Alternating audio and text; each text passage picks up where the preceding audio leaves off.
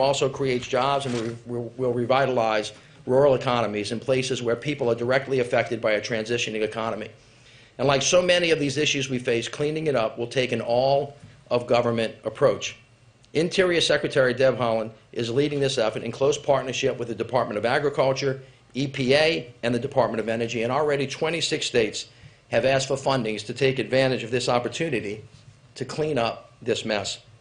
Secretary Haaland told me the other day a story about a school she visited where children had tissues in their nostrils due to constant nosebleeds, a result of contamination. Can you imagine having our children have to learn in this kind of environment? It has gone on for quite a long time. That's why we're doing this, real results where people live and where it really matters. Cleaning up communities, fighting climate change, creating new and better jobs, and building a bridge to a future economy. It's a really consequential effort. And later this week, there will be more announcements to come. In closing, let me just say, the President has been clear in his charge to me. Build a better America without unnecessary bureaucracy and delay, while at the same time doing what is difficult for the sake of what is right. And so better, as we have said many times, means creating good middle-class jobs, investing in American manufacturing, and building capacity right here at home, supporting disadvantaged and underserved communities so that no one and no community is left behind, advancing climate resilience and sustainability so that we can be better prepared and ready for whatever is coming our way. All of this will make us stronger and better, reduce costs for the middle-class families, and help us compete. This is what building a better America looks like for all of us. Thank you. Jen, back to you. All right. Jeff, go ahead. Mr. Mayor, thank you very much. I was wondering if you could tell us what the response from some states in your old neck of the woods has been. We've seen many federal programs, Obamacare, one example, other things. Some red state governors have been resistant. Are you seeing a different kind of response on things like infrastructure, which the programs of which are popular, but the administration isn't necessarily? And just give us a time frame of when you think some of these ribbon cuttings, I know that's not the metric, but when will they be happening? Anything this year? Yeah, Jeff, thank you so much for that. A very wise person said, you know, even if they vote no, they want the dough. And that's absolutely true, especially on infrastructure. As I said, I have personally spoke to over 40 governors, 3 that chiefs of staff. The others, we have been contacted through staff. I've talked to a number of Republican governors, all of whom, in the reddest of red states, were very welcoming. They were very appreciative that the President had asked to call. We clearly acknowledged with each other that we may have differences of opinion on other issues, but on building roads and bridges and airs and airports and clean water and broadband, you know, 75% to 80% of the people of America want these things to happen, and the governors have committed to work with us to actually get it done. You mentioned that in my neck of the woods. I'm from the state of Louisiana, as you know. We have gotten beaten to death by Katrina, Rita, Ike, Gustav, the national recession, the BP oil spill, and a bucket load of other stuff. We always wonder when the locusts are coming. And we have had interaction, as I was lieutenant governor, with a Republican governor who I served with and a Democratic governor. In both of those instances, bipartisanship really is at the forefront of these initiatives. There are going to be some differences, but at the end of the day, there really is common ground, and I feel very good about the willingness to lean forward and to do the things that all of our constituents need, irrespective of what party that they're in. In terms of turning dirt quickly, as I said to you, to level set with everybody in this room, because you will ask me about this from time to time, can you hurry up? When's the money going to get it to the ground? When are the first ribbon cuttings? First of all, this is very different from the American Recovery Program. This is a long-term investment in rebuilding America better. And so there are a lot of these programs that are actually new. Many of them are not. This happens in 2 ways. Some of this is through formula funding that has been set. Every governor has received an indication of what the states are going to receive for the next 5 years, and that's across whoever's sitting in the governor's chair, so they can start planning today and actually start breaking ground as soon as they're ready to do that. The other part of this bill are competitive grants. Some of those are going to take a little bit of time to set up. My expectation is there's some projects that you'll see people turning dirt on indefinitely the spring or the fall. Which ones they are, I can't actually point to you right now, but there's no reason why that shouldn't happen, especially if some of the projects have been in the line for some period of time. Mary? To that point, the president promised shovel-ready projects. The administration hasn't yet been able to identify which of those projects might be getting underway soon. When will we get a better sense of what projects are coming? I can't give you an exact date, but as I said to you, with the announcements that have happened in the first 60 days, and you have a list of what those announcements are, so I don't need to repeat them, but you remember the investments that we made in ports and the investment that we just made in bridges and the ones that we sent out, the ones that Michael Regan sent out on clean water and clean air. The governors now have this money. On top of that, some of this money is fungible from the American Recovery Plan as well. So as soon as the governors and the legislatures decide where this money is going to go, and they do it with appropriate attention to equity, climate, using American products, and other things of that nature, those projects shouldn't take long. However, it takes a long time to build a bridge. You don't build a bridge in a day. Now, sometimes people in this town know that you can tear down things a lot quicker than you can build them, and they work hard to do that. In this instance, we're going to take time and do it right, but we're going to do it as quickly as we possibly can. Joey? Yeah, thanks, Mayor. I'm curious about the $66 billion for Amtrak. What is the process looking like in terms of spending those funds? Again, on the timeline, when do you think that those dollars will get out? And is it going to be, in terms of figuring out which projects, I know they have planning that Amtrak does, and a lot of it's focused on that Northeast corridor that travels up the Northeast coast. Is that going to be a process that Amtrak itself figures out what they're going to spend, or is there going to be input also from the administration, the White House? How does that kind of work? Well, first of all, we're going to all figure it out together. Yeah. You can count on that. Secondly, just to make you aware of the scope of this project, it's $1.2 trillion. There are 14 agencies plus some that have some level of involvement in many of these plans and programs. It takes 3 or 4 agencies to coordinate. And then there are some independent agencies, and Amtrak is one of those. As you noticed, they have $66 billion to do a really, really big job. And of course, you won't be surprised to know the President has a special interest in trains. And he'll talk to you about it for a very, very long time, and he knows more about it than many engineers in an unbelievable way. We've started those conversations with Amtrak. You have rightly noted that the Northeastern Corridor is the one that needs immediate attention. The President, however, has also indicated that he's really interested in trying to make sure that we look at where the connections are that connect moving people that's cheaper, faster, and is also climate friendly. So we're in the process of kind of putting that together, and we'll have a plan in the not too distant future. Is that something that could be started this year, or more likely something? I think a lot. Again, I don't want to speak specifically for Amtrak. It's an independent agency. There are many things that can be started right now. And as I have said to you, in some of these models that we have in some formulas, that money has actually already been indicated and sent out of the door. So that's just going to be a matter of administrative work that we have to do. Nancy's Sure. going to be the last one. Go ahead. Hey, Nancy. Thanks, Mitch. Based on what you've seen so far, how many state governments have the capacity already to evaluate this huge number of projects all at once and determine which ones are most worthy of the funding? Because as we saw, for Right. example, with the American Rescue Plan, you might be very organized here at the federal level, but if they don't have the staffing and the know-how and the capacity at the state level, there will be bottlenecks. Correct. That is a fantastic question, and thank you for asking us. As you heard me say throughout this talk, it's all going to be about balance. How do you go fast and how do you get it right? How do you really try to do the right thing, but at the same time not go too slow? How do you deal with actually getting money to the ground quickly and making sure that people have the capacity to use it? Let me say this again to all of us who are younger than 80 years old. You have not seen this in our lifetime. And when we have tried to do this in the past, because we haven't spent a lot of time building up what I call downline logistics. You'll hear me say this many, many times. Sometimes up here in Washington, they want to create a cow, and when it gets down to the ground, it looks like a pig. And the point is to make sure that what we're trying to do down here gets down to the ground with the people from the ground up, understanding it, knowing it, analyzing and working in partnership with them.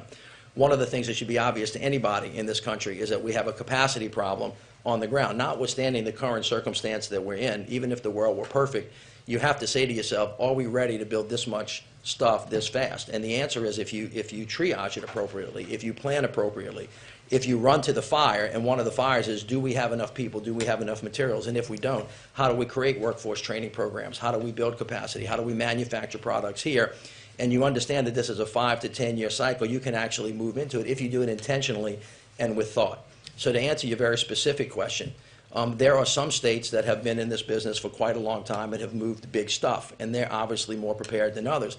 one of the great challenges and one of the great missions the President gave us, because, and it falls under the umbrella of equity and climate. What about these small indigenous communities that don't have the capacity to apply for a grant? What happens if they get a grant? Do they have the ability to spend the money? And our team has raised that up, all of our agencies, and says we've got to run to that fire, and we have to start building capacity on the ground level. And then how actually are we going to do that? What does workforce training like? What does the partnership with community and technical colleges look like? How is labor going to build apprenticeship programs to lift up people of color who have not been involved in this interest? And how do you create this virtuous cycle of success and moving in one direction? This is why, back to Jeff's questions earlier, if everybody cooperates, if everybody saves their fire for all of these hot-button issues that we all tend to disagree with, and don't focus that on infrastructure because there's not a Republican or a Democratic way to fill a damn pothole, then we ought to be able to get all of this stuff done more quickly and better. And that, ladies and gentlemen, is what a better America looks like for President Biden. Thank you all very much. Thank you so much. I appreciate it. Each time by Republicans. We brought common sense proposals 4 times on the floor of the Senate, and only once did one senator, Lisa Murkowski, to her credit, agree to even begin debate on voting rights.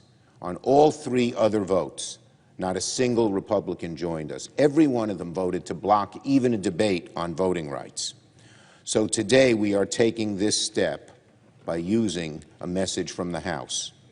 Now, it's just a step, but an important step moving forward in that we will finally debate this one issue that is so central to the American people, to our history, and to our democracy.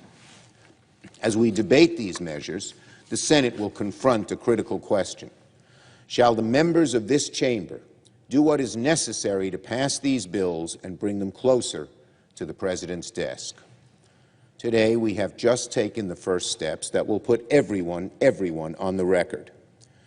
Now, much has been said over the past few days about the prospects of passing voting rights legislation in this chamber. Senate Democrats are under no illusion that we face difficult odds, especially when virtually every Senate Republican is staunchly against legislation protecting the right to vote. But I want to be clear. When this chamber confronts a question this important, one so vital to our country, so vital to our ideals, so vital to the future of our democracy, you don't slide it off the table and say, never mind. Win, lose, or draw, members of this chamber were elected to debate and to vote, especially on an issue as vital to the beating heart of our democracy as voting rights. And the public is entitled to know where each senator stands on an issue as sacrosanct as defending our democracy. The American people deserve to see their senators go on record on whether they will support these bills or oppose them. Indeed, that may be the only way to make progress on this issue now, for the public to see where each of us in this chamber stands.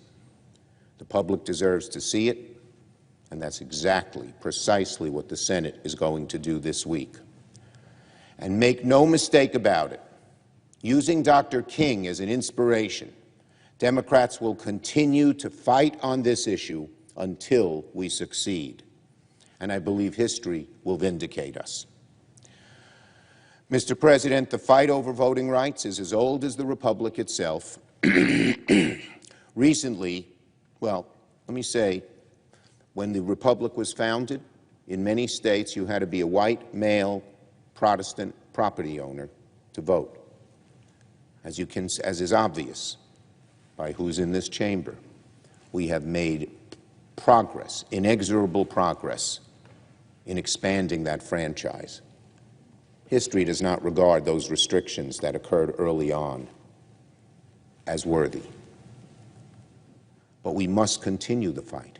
We have not reached the place where every person can vote easily and openly and honestly. So, we have to keep it up. I've been reading the biography of Ulysses S. Grant by Ron Chernow. The number one thing the Southern segregationists wanted to take away from the newly freed slaves was the right to vote. Segregationists back then knew that if recently freed black slaves didn't have the right to vote in the South, they'd have no power at all. No power over laws, over resources, over the future of the country. And that was the number one thing segregationists wanted to prevent, the right of the newly freed slaves to vote. It's why a century later, Dr. King made a direct appeal to Congress for acting on voting rights. Give us the ballot, he said in 1957, and we will no longer have to worry the federal government about our basic rights. Give us the ballot, and all other rights will follow. With the ballot, he argued, voters could end the worst of racial segregation. They could elect good men and good women to government. They could subdue the dangers of the mob and keep democracy alive. But the ballot had to come first. The ballot had to come first. Dr. King might as well have been speaking to us, because across the United States in 2022, ballot access is not being expanded, it's being repressed. And our democracy is not safe. It is under attack. A year ago, a violent mob, incited by the president and his big lie, attacked this very building in order to reverse the results of a free and fair election. Last week, for the first time, the Department of Justice announced sedition charges against a number of the rioters that were here that day. A year later, at least 19 states have passed 33 laws that make it harder for people to vote, using the big lie, as false as it is, as a justification. Those states together are home to 55 million Americans, and new laws are certainly coming once the state legislatures return to session this year. And the kind of violence, the threats of violence we saw on January 6th by that insurrectionist mob is now being threatened increasingly against countless election workers across the country. Just this weekend, the Houston Chronicle. Essentially this idea that's been floated about taking Russia out of the SWIFT financial payment system is basically off the table at this point. Is that accurate? No option is off the table. In our view, we continue consulting closely with European counterparts on severe consequences for Russia if it further invades Ukraine. And do you have a commitment from the German government that they will end the Nord Stream 2 pipeline? I think, as you know, it is not functioning currently. You've seen the steps that they have taken recently. Germany's Federal Network Agency has suspended the certification process as well of Nord Stream 2. And our view continues to be that stopping the Nord Stream 2 pipeline is a credible peace we hold over Russia at this point in time, especially since it is not functioning. And if sanctions are imposed right now, which some are proposing, and Russia views these sanctions as a sunk cost, then this would be one less consideration in its calculus. So, of course, we're consulting closely with all of our partners and allies in this, but I would just note again that the pipeline's not operational, that Germany's Federal Network Agency has suspended the certification process. Go ahead. Thanks. Staying on Ukraine and Russia, what does the White House make of the evacuation of Russian diplomatic staff from their embassy in Kyiv? And do you think the threat of invasion is getting higher or lower? Well, I think, as I noted a few minutes ago, we believe we're now at a stage where Russia could at any point launch an attack on Ukraine. I would say that's more stark than we have been. In terms of the decision to move to evacuate their embassy or to move personnel out of their embassy, we have information that indicates the Russian government was preparing to evacuate their family members from the Russian embassy in Ukraine in late December and early January. We certainly would refer you to them for more specifics about what their decision is, but we don't have an assessment on why in the meeting. Okay, and then another one on reports that the White House is in talks with the FAA and wireless providers on the 5G rollout and there's potential disruption to airline travel. Is there anything more you can tell us on this agreement you're working on, and are you trying to prevent any flight cancellations which could start as soon as tomorrow? Well, we are, those conversations are ongoing. I don't have an update at this moment, but they're ongoing right now, I would say. So we have the safest airspace in the world. We're committed to reaching a solution around 5G deployment that maintains the highest level of safety while maintaining disruptions, while minimizing disruptions to passenger travel, cargo operations, and our economic recovery. We certainly understand what's at stake for both industries. We are actively engaged, as you said, with the FAA, FCC, wireless carriers, airlines, and aviation equipment manufacturers to reach a solution.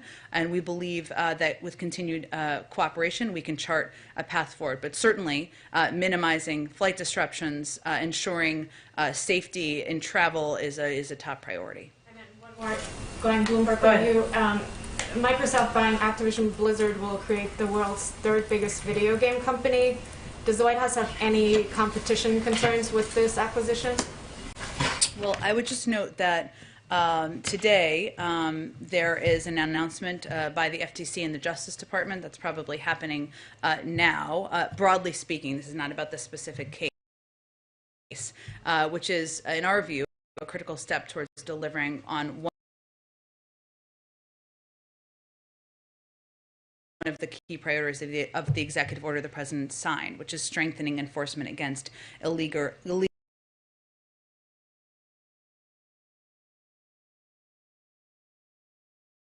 mergers, and it basically kicks off the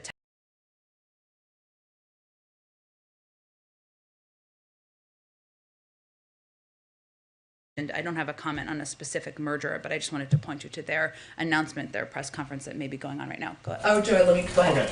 Let me go ahead so I just get to people and ask questions. Sure. There's resiliency legislation in the House, the U.S. Innovation and Competition Act. Is the White House engaged in getting lawmakers on board with this? Very closely engaged, and we've been advocates for investing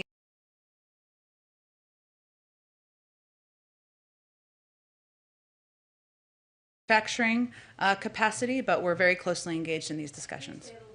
What kind of discussions you're having and where there's... Just that we've been engaged from the beginning. The President has long been an advocate for increasing investment in our manufacturing capacity at home, and we are looking forward to it moving forward. Okay, I have another one. Does the President think that members of Congress should be prohibited from trading stocks? The President is prohibited from doing this, so where does he stand on this, and should their spouses be too?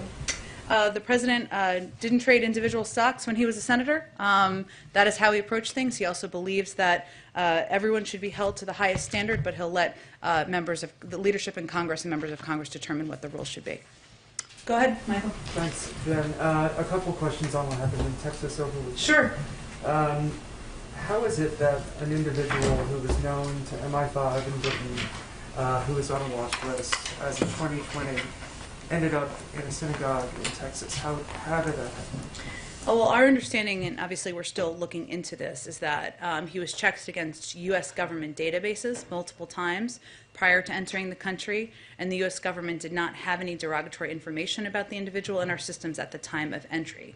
We're certainly looking back, as I referenced, at what occurred to learn every possible lesson we can to prevent attacks like this in the future. Beyond that, I'd certainly refer you to the Department of Homeland Security. Obviously, the President referred to the incident as an act of terror.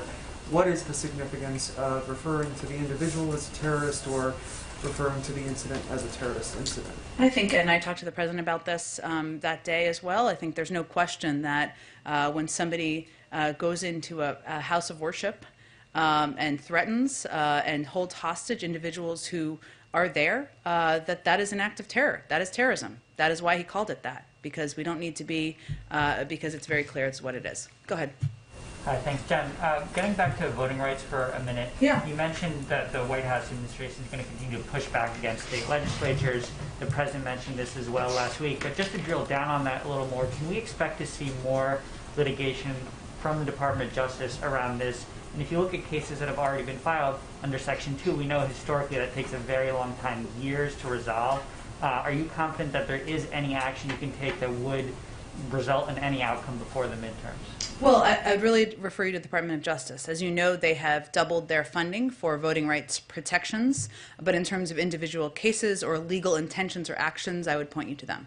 And then quickly, to shift a little bit to healthcare and the Affordable Care Act, That was something that President Biden ran on, expanding the ACA. Yeah. He was able to do that, of course, through the rescue plan, but some of those other pieces were tied. We've seen too many attacks against people based on their religion, or based on their race, or based on their country of origin. That's wrong. In this country, this country especially. I was thinking of this when I led the Senate this morning in the Pledge of Allegiance, and I thought, one nation, under God, indivisible, liberty and justice for all. Well, it's a constant battle to make sure there's that liberty and justice for all, and we have to do that. And that leads us to where we are today, Mr. President. We have got to stand up and say people can vote. I remember being here and present when the Voting Rights Act was signed by President Reagan, President George H.W. Bush, and President George Bush. I remember the pleasure on their face, the look of everybody around them, Republicans and Democrats, applauding the president for signing that legislation. Why do they applaud? Why did Republicans and Democrats applaud? Because we'd all voted for it. Because we all believed in a person's right to vote. You know, Mr. President, I'm the only Democrat ever elected to the U.S. Senate in the state of Vermont. And I remember my first two elections, which were quite close.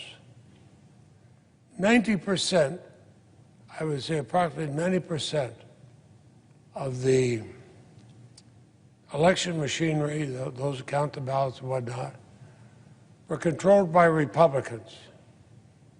But I had faith in getting through because I knew two things. One, they could count, and two, they were totally honest. And while I'm sure, especially in the first election, the vast majority of them voted for my opponent or an honorable person, they counted the ballots, and they said where we were. So much so that there was a recount in my second election. It was so close, and I remember one of the Republican lobbying groups sent out a fundraiser saying we have to fight the Democratic-controlled election machinery of Vermont. And I reminded them the election machinery were 250 town clerks, 80 to 90% of whom were Republicans. And I said again, they can count and they're honest. We're fortunate in our state that we encourage everybody to vote. And I remember when the senators, the other party at a judiciary committee said, well, you want to change the rules so the Democrats would win.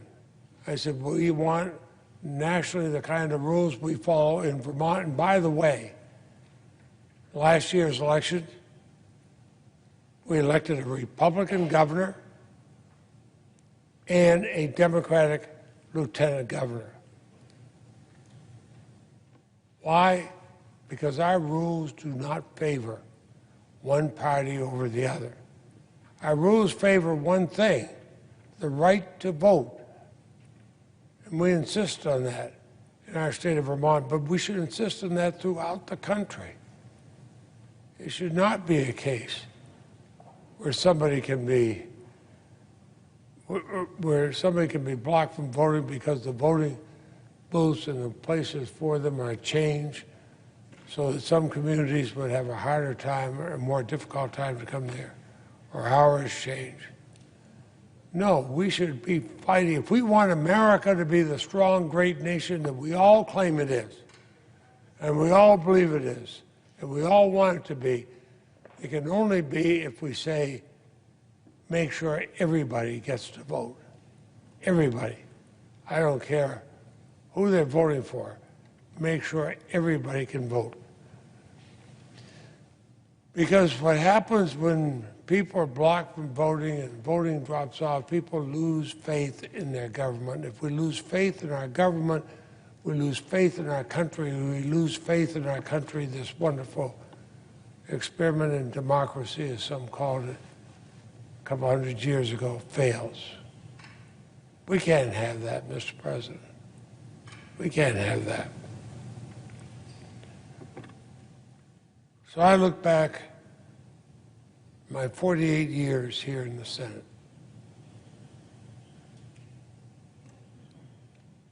And I think of, it's not the titles, it's not the chairmanships, it's not the president pro tem, it's not being dean of the Senate that I cherish. It's knowing that I can vote. I can vote. I voted 17,000 times, more than that now. Can I go back over all those votes and find some, I might think, gee, I should have voted differently. Of course I can, but I voted. I can vote. And I call on my colleagues, vote up or down. I would hope that all of us would do as we have in the past when I've been in the Senate. When we passed Voting Rights Act 98-0, when Republican presidents were signing the Voting Rights Act, let's go back to that time. Vote any way you want in a presidential election. Vote any way you want in gubernatorial, congressional, and local elections. But in this body which should be the conscience of the nation, vote to uphold the right to vote. Vote to allow every American the ability to vote. Don't hide behind procedure. Stand on the floor. Have the courage and the honesty to say, I'm going to vote to allow people to vote, or I'm going to vote not to allow people to vote. Is reviewing e-commerce giant Alibaba cloud business for U.S. national security reasons. Can you confirm? I'd really have to check with our national security team on that. I'm happy to do that, and we'll get back to you after the briefing. Go ahead in the back. Hey, Jen. I want to pivot back to voting rights, Sure. particularly the president's speech last week. I wonder if you can talk a little bit about how it came together, but also I wonder if you'll respond to some of the criticism about it, that it was too aggressive or divisive, and that some of the rhetoric that he used wasn't conducive to getting folks who are opposed on board. Well, sorry, which piece did you want me to start with? Whichever one is best for you. Okay. Well, I would say first that the president delivered a powerful speech about the protection of people's fundamental rights in this country, which is their right to vote, their right to vote for anyone they choose, whether it is him or someone else. It was not a partisan speech. It was intended to lay out for the public exactly what's at stake and lay out for elected officials what's at stake. And he stands by everything he said in that speech. Can you talk a little bit about how it came together, though? Like, who did he or the White House consult with? Like, how did he land at this point? I'm just trying to get to the genesis of it. Well, he consulted. There have been discussions for months on voting rights on the Hill with Democrats, certainly an open door to Republicans to have a discussion among members and among staff about a path forward, something that 16 Republicans who are serving today have supported in the past. And also he consulted a lot with civil rights leaders. We consulted with civil rights leaders, with voting rights activists, and others who have been working around the clock to advocate for voting rights. Okay, go ahead, Jeff. Let me ask you a couple questions. First, what is the administration or the White House doing today on the 5G controversy, if anything, in the remaining hours before the midnight deadline? So there are ongoing discussions right now with members of our economic team who are closely engaged with at the FAA, FCC, wireless carriers, airlines, and aviation equipment manufacturers to reach a solution. As you noted, tomorrow is the deadline. Our objective is, of course, to reach a solution around 5G deployment that maintains the highest level of safety while minimizing disruptions to passenger travel. That's what we're working towards, but everyone from Secretary Pete Buttigieg to members of our economic team are closely engaged in these discussions. And heading into the president's press conference tomorrow on the eve of his one-year anniversary, he has long said that he would talk straight from the shoulder, I think is his words, to be and to give an honest assessment of things. What is your honest assessment of the last year of the Biden administration, and how can the voting rights failure not be seen as some type of a metaphor for these challenges? Well, I would say in terms of voting rights, his view is that it's never a good idea not to shoot for the moon with what your proposals are and what you're fighting for. And the alternative is to fight for nothing, and to fight for nothing hard. And that oftentimes, as you know, you've covered a couple of administrations, you don't get everything done in the first year. But what we feel good about, and this is why I brought some of these charts to show the contrast, is that coming into an incredibly difficult circumstance, fighting a pandemic, an economic, a massive economic downturn as a result, an administration that was prior to us that did not effectively deal with a lot of these crises, that there's been a lot of progress made. We need to build on that. The work is not done. The job is not done. And we are certainly not conveying it is. So our objective, and I think what you'll hear the President talk about tomorrow, is how to build on the foundation we laid in the first year. Go ahead. On 5G, the FAA has had 2 years to come up with a plan for this, to deal with this implementation. Should they have acted sooner to minimize disruption? Did the FAA drop the ball here? You know, I think, Mary, there'll be lots of time to look back and see how we got here, and I know many of you will do that, and of course that is understandable. But right now, over the next 24 or less than 24 hours, what we're focused on is trying to come to a solution that will minimize travel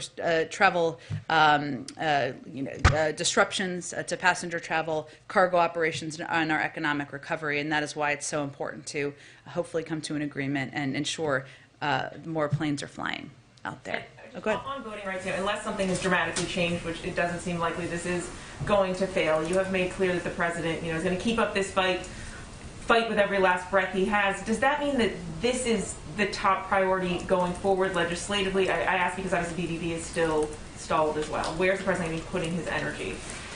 We can and will advocate for both, and that is reflective of what's happening now too. Of course, voting rights is right now being debated. It's going to be on the floor. The President was out last week, as you know, giving a powerful speech about why this is so important to move forward. At the same time, we were having a range of conversations on Build Back Better because we also want to get that done. So we're going to keep fighting for both. Go ahead. Thanks, Jen. The airlines are using some pretty dire language to describe what's going to happen tomorrow if the President doesn't step in and take action. They're saying that the nation's commerce will grind to a halt, that the vast majority of the traveling and shipping public will essentially be grounded. Does the President share the view that the airlines have about how bad this is going to be if the White House doesn't step in? Well, I think what we're trying to do now is come to a solution to avoid exactly that. And it is true that if there are hundreds or thousands of flights that are grounded, that means not just disruptions to passenger travel, that also means cargo operations. That means that goods aren't moving around as quickly and effectively as they need to in order to not have supply chain disruptions. So this is something. Why the FAA and the FCC seem to have different views here. The FAA seems to share some of the concerns that the airlines have about the possible implications of implementing 5G, whereas the FCC has said, based on the data it's seen, it's not a problem. Well, I think part of this is having a negotiation and trying to find a solution. I'm not going to speak for the FCC, which is, of course, independent. Our objective is to prevent this from becoming the economic disruption that you referenced in your question. Go ahead, Joey. Yeah, thanks, Jen. You mentioned the beta testing is already underway in regards to the COVID-19 testing website. One of my colleagues discovered that they're already you are already able to purchase them, or not purchase them, order them for free online. So, for people who are purchasing them today, are these orders being registered? Are they going to be able to get that's beta testing. Okay. So meaning we're going to launch it formally tomorrow morning, but this is how we did vaccines.gov as well. So it's kind of a part of the process. Do you have an official rollout tomorrow morning? What time in the morning can we expect? I don't have the exact time for you at this moment, but again, it's going to be out tomorrow morning, mid-morning tomorrow, and we're looking forward to getting free tests out to the public. And on the same topic, Maryland Governor Larry Hogan yesterday on Face the Nation said the federal government has, quote, Today fallen. we celebrated Martin Luther King Jr. Day and honored civil rights leaders who fought against inequality and sacrificed so much to move our country closer towards justice for all. But this year, on a day when we should be coming together to commemorate these civil rights achievements and recommit to the road ahead, we are instead fighting a battle we thought was won decades ago. In 1957, Martin Luther King Jr. delivered his "Give Us the Ballot" address, where he said, quote, "The denial of this sacred right is a tragic betrayal of the highest mandates of our democratic tradition," end quote. But here we are in 2022, fighting back against hundreds of bills introduced in states across the nation, clearly intended to make it so much harder for certain people to vote. 22 states have already enacted 47 new laws that make it more difficult to vote by mail, that make it harder to stay on voting lists, that limit the availability of drop boxes for ballots, that limit the number of polling locations, that impose stricter or newer voter ID requirements. And the list goes on. But one of the most insidious is Georgia's law, which allows any person to challenge the rights of an unlimited number of voters to cast their ballots. If someone decides for whatever reason to challenge another person's right to vote, the voter then has to show up to their election office to defend themselves. Imagine being a single mom working 2 jobs and unable to afford childcare, and now she has to defend her constitutional right just because someone thought she shouldn't be voting at all? Volunteers are already being recruited to pose these challenges. This isn't voter protection. This is vigilantism. These laws are clearly intended to target communities of color and make it harder for them to vote, period.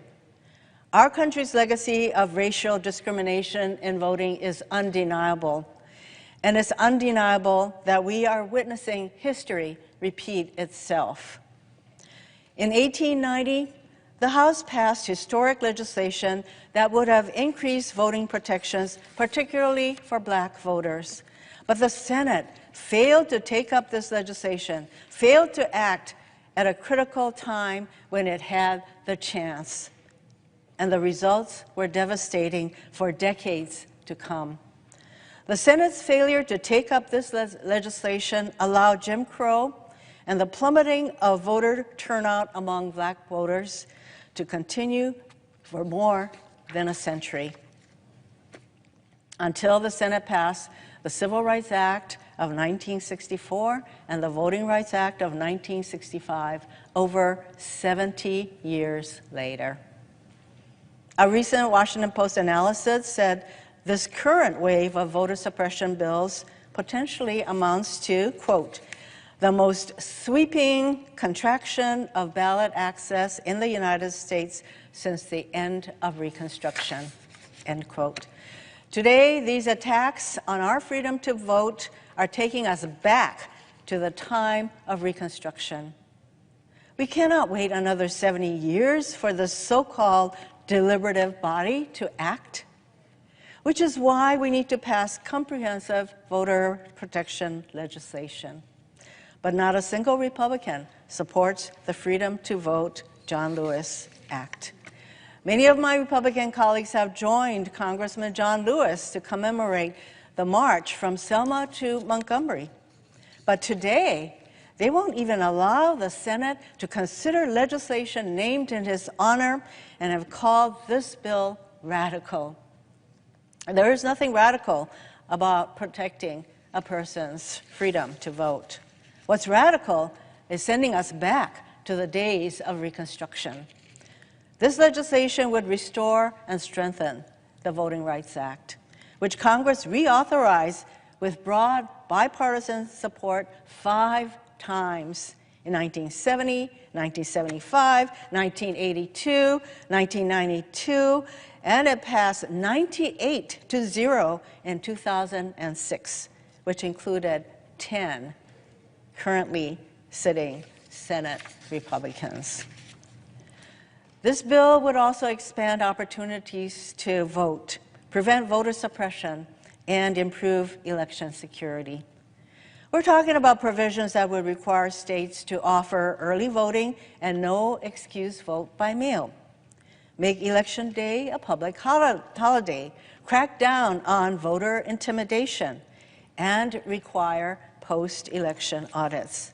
Again, I ask, how is any of this radical?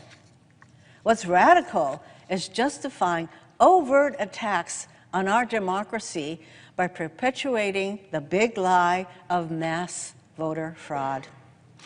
For Republicans, this fight isn't about election security. It's about securing their power, because Republicans have decided that spreading misinformation and rigging elections by preventing people from voting is the only way they will retain their power. Republicans should come to the Senate floor and tell the American people why they won't protect our freedom to vote. Instead, the Republican leader came to the floor to attack Democrats for fighting to change Senate rules to pass this critical legislation, calling it a power grab. The Republican leader said that Democrats want to, quote, permanently damage this institution, end quote. He went on to say the filibuster is, quote, about compromise and moderation, end quote. This from the Republican leader who refers to himself as the Grim Reaper, as he prevents dozens of House-passed bills from being considered on the Senate floor. The same person who single-handedly prevented President Obama from filling a vacancy on the Supreme Court for over a year, denying the will of nearly 66 million Americans who voted to give President Obama a second term in office. The same person who pushed through President Trump's Supreme Court nominee as over 159 million Americans were in the process of voting. So much for compromise and moderation. Let's not pretend this is about the sanctity of this institution. We cannot sit back and let one political party continue to unravel the threads of our democracy, one voter suppression bill at a time.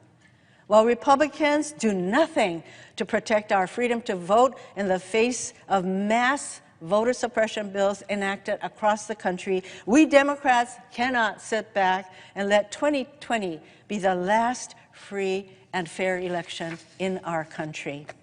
If we don't protect the right to vote, we won't have a democracy. It's that simple. That's the reality.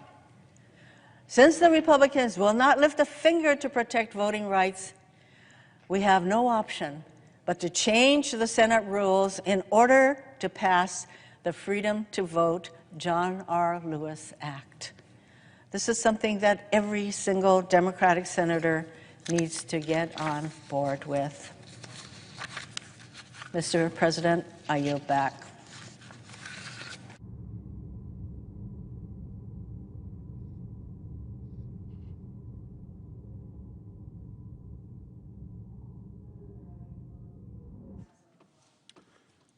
Clerk will call the roll. Ms. Baldwin.